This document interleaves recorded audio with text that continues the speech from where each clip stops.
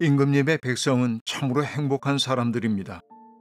임금님 앞에 서서 늘 임금님의 지혜를 배우는 임금님의 신하들 또한 참으로 행복하다고 하지 아니할 수 없습니다. 임금님의 주 하나님께 찬양을 돌립니다. 하나님께서는 임금님을 좋아하셔서 임금님을 이스라엘을 다스리는 왕좌에 앉히셨습니다. 주님께서는 이스라엘을 영원히 사랑하셔서 임금님을 왕으로 삼으시고 공평과 정의로 다스리게 하셨습니다. 열왕기상 10장 8절에서 9절 말씀. 솔로몬의 명성이 인근 세계에 두루 퍼져나갔습니다. 오늘처럼 인터넷이 발달한 그런 세상은 아니지만 우리가 생각하는 옛 세계가 그렇게 정체된 사회만은 아니었습니다. 교류도 많았고요. 수없이 많은 이국에 대한 정보들이 서로 소통되고 있던 것이 그 시대의 모습임을 알 수 있습니다. 솔로몬의 지혜로움, 또 솔로몬 왕국의 거대한 부, 이런 것들에 대한 소문이 퍼져가자 어느 날 스바 여왕이 솔로몬을 방문하게 됩니다. 사실은 스바 여왕이 솔로몬을 방문한 것은 목적은 분명하지요. 국제적인 무역을 위한 협상을 위한 방문이었을 겁니다.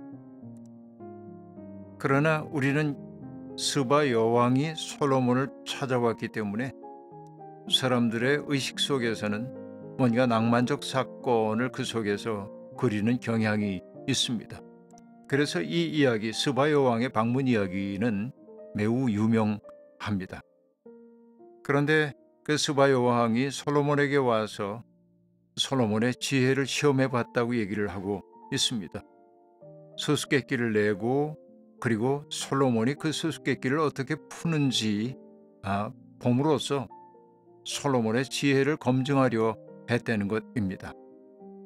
우리도 어린 시절부터 이런 이야기 참 많이 들으며 살았습니다. 중국에서 사신이 왔는데 그 사신을 지혜로서 대적할 수 있는 사람이 누구인가 때문에 왕이 고민을 했고 그 고민을 해결할 수 있는 사람이 어떻게 등장했다. 이런 말들을 참 많이 들으면서 아주 재미있게 이야기를 들었던 기억들이 납니다. 그런데 여하튼 이 수수께끼 내기라고 하는 것은 지혜 겨루기인데요. 지난주에도 제가 말씀을 드렸습니다마는 이 지혜라고 하는 것은 그 나라의 경제적 풍부함과 매우 밀접한 관계가 있기 때문에 지혜가 출중한 왕이 다스리는 그 나라와의 교역은 매력적인 일이 아닐 수가 없었습니다. 스바 여왕이 내고 있는 모든 수수께끼에 솔로몬이 아주 슬기롭게 적절한 대답을 제시했다고 합니다. 솔로몬은 마음이 매우 좋았던 모양입니다. 자기를 칭찬해주고 그리고 자기에 대해서 찬탄하고 있는 스바 여왕에게 마음이 열려서 그는 자기 궁전 전체를 둘러볼 수 있도록 기회를 제공하기도 합니다. 스바 여왕은 솔로몬의 왕국에서 관료제가 적절하게 작동하는 모습을 보았고 또 성전 의례가 성대하게 거행되는 것을 보고 매료되었습니다. 그래서 성경은 그 스바 여왕의 매혹된 감정을 표현하기 위해 5절에서 넋을 잃었다 이런 말로 표현하고 있음을 알 수 있습니다. 스바 여왕은 솔로몬의 지혜를 다 인정했고 솔로몬의 백성들과 신하들이 누리는 행복을 부러워했다고 이야기를 하고 있고 거기에서 더 나아가서 주 하나님께 찬양을 올렸다고 말하고 있습니다.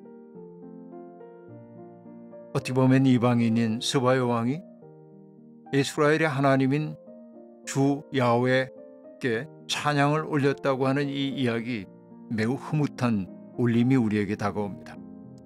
그리고 스바 여왕 역시 지혜롭기 때문에 야훼 하나님이 깊은 관심을 갖는 것이 공평과 정의로 다스리는 일임을 알아차리고 있음을 알 수 있습니다. 이 두 사람 사이에 굉장히 좋은 호감이 형성된 것 같습니다. 스바 여왕도 솔로몬 왕에게 풍성한 선물을 주었고요. 솔로몬도 스바 여왕이 요구하는 대로 또 가지고 싶어하는 모든 것들을 주었다고 말합니다. 이것은 주고받은 것으로 되어 있긴 하지만 사실은 교역의 다른 말이라고 보는 게 더 좋을 것 같습니다. 그리고 열왕기상 10장은 솔로몬이 얼마나 부유했는지에 대한 이야기를 우리에게 들려줍니다. 소위 솔로몬이 다스리던 그 시대를 솔로몬의 황금 시대라고 얘기합니다만 해마다 666달란트의 금이 들어온다고 그렇게 말합니다. 이것은 정말 상상할 수 없이 많은 금입니다. 세금, 또 교역에서 얻는 수입, 또 조공으로 들어오는 금, 이런 것들이 얼마나 많았던지 솔로몬이 이게 주체할 수가 없어가지고 큰 금 방패를 200개를 만들었고요. 또 금박을 입힌 작은 방패 300개를 만들었다고 얘기하고 있습니다. 그리고 상아로 만든 보좌에 금을 입혔다고도 얘기하고 있고요. 솔로몬의 보좌가 놓여 있는 솔로몬의 보좌는 6개의 계단 위에 놓여 있었는데 그 팔걸이 양옆으로 사자상들을 만들고 계단 양옆에도 12개의 사자상을 세웠다고 말하고 있는데 솔로몬의 보좌에 금을 입혔다고 얘기하고 있습니다. 얼마나 화려한지 눈치챌 수 있겠죠. 그래서 여기서 하나 더 보아야 할 것이 있습니다. 솔로몬의 보좌가 놓여있던 계단이 6개라고 얘기합니다. 그렇다면 보좌는 7번째 계단이 될 셈입니다. 7번째 층계에 자리한 임금, 바로 완성을 뜻하죠. 7이라고 하는 숫자는. 솔로몬 그렇게 그 배치를 통해서, 공간의 배치를 통해서 자기 왕권이 얼마나 든든한 것인지를 가시적으로 보여주고 있었습니다. 솔로몬은 수없이 많은 금은 그릇들을 만들기도 했습니다. 다시스의 배를 띄우고 히람의 배와 함께 해상 무역을 전개해서 수없이 많은 사치품이 이스라엘로 유입되도록 만들기도 했습니다. 그야말로 황금 시대입니다. 그러나 언제나 우리는 역사의 이면을 직시하지 않을 수 없는데 이 황금 시대에 대한 찬란한 이와 같은 표현들이 나중에 바벨론 시대에 철저하게 무너지는 그 모습을 우리는 안타깝게 바라볼 수밖에 없게 되는데요. 그뿐만이 아니었습니다. 성경은 솔로몬의 병거와 기병에 대한 이야기를 하고 있는데요. 솔로몬 시대의 은이 돌처럼 흔하게 되었다고 말하면서 병거가 1400대요 기병이 12,000명이었다고 말합니다. 군사적으로도 대국화의 길을 걸어가고 있었습니다. 그런데 이렇게 병거와 기병 부대를 유지하기 위해서 꼭 필요했던 것이 뭐냐면 말입니다.